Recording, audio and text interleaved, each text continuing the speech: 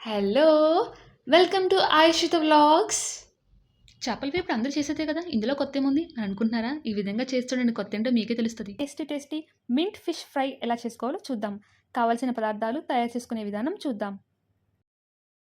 ముందుగా శుభ్రం చేసి పెట్టుకున్న చేపలు 3, పెరుగు 1 కప్పు, అల్లం వెల్లుల్లి పేస్ట్ 2 టేబుల్ స్పూన్లు, పుదీనా 1 కప్పు, తమలపాకులు 3, కారం 2 టేబుల్ స్పూన్లు, గరం మసాలా 2 టేబుల్ స్పూన్లు, నల్ల మిరియాల పొడి 2 టేబుల్ స్పూన్లు, ఉప్పు 2 టేబుల్ స్పూన్లు, నెయ్యి 1 టేబుల్ స్పూన్, ఒక పెద్ద సైజు నిమ్మకాయ, కేసర్ ఎల్లో కలర్ పావు టేబుల్ స్పూన్, నూనె 1/2 కప్పు. తయారు చేసుకునే విధానం చూద్దాం.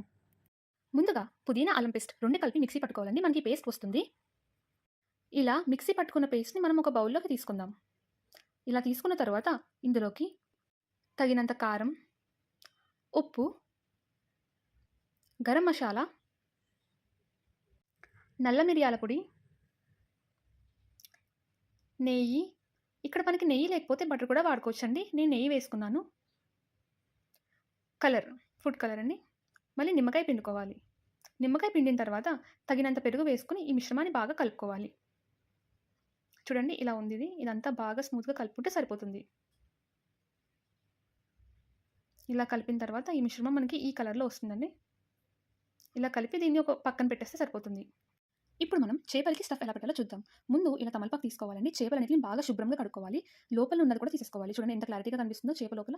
ఈ తమలపాకు ఏదైతే ఉందో అది ఇలా స్లోగా లోపలికి తోస్తూ ఉండాలండి వేలితో. ఈ తమలపాకు మొత్తం స్లోగా ఇలా చేప లోపలికి తోస్తూ ఉండాలి. చూడండి ఇలాగా.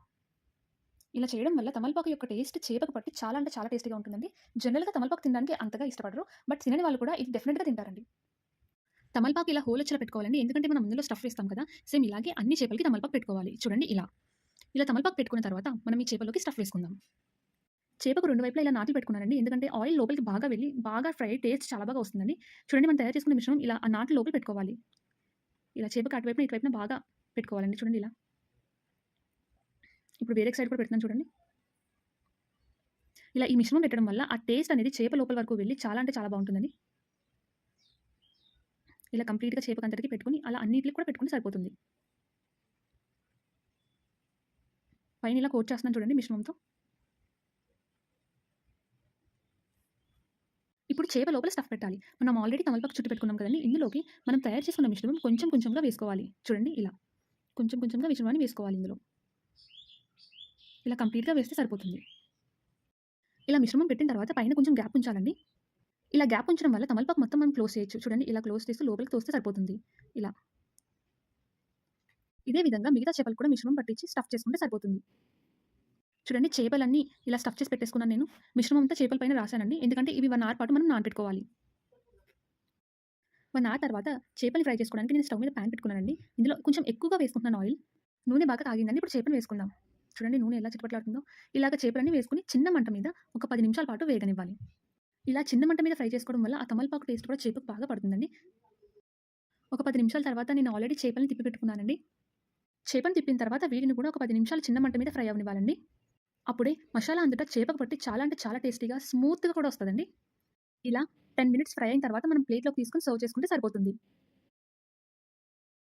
మింట్ ఫిష్ ఫ్రై రెడీ అయిపోయిందండి. చాలా టేస్టీగా ఉంటుంది. మీరు కూడా తప్పనిసరిగా ట్రై చేయండి. ఇలాంటి మరిన్ని వీడియోస్ కోసం like, share and subscribe. By by.